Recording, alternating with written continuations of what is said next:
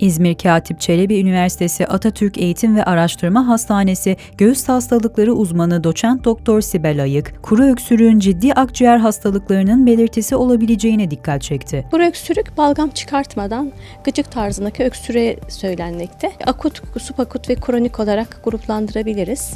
Yani ilk 3 hafta içerisinde ortaya çıktıysa akut diyoruz. 3-8 hafta arasında ortaya çıktıysa subakut diyoruz. 8 haftadan daha uzun süresi yani 2 aya geçmiş bir öksürükse kronik öksürük olarak gruplandırıyoruz. Genellikle akut öksürüklerin en çok sebebi enfeksiyonlardır. Özellikle viral üst solunum yolu, bronş düzeyindeki enfeksiyonlara bağlı oluşabilir. Kuru öksürüğün bazı durumlarda reflü veya astım gibi hastalıklarla ilişkili olabileceğini söyleyen Ayık, özellikle gece yatarken görülen öksürüklerin reflüye bağlı olabileceğini belirtti.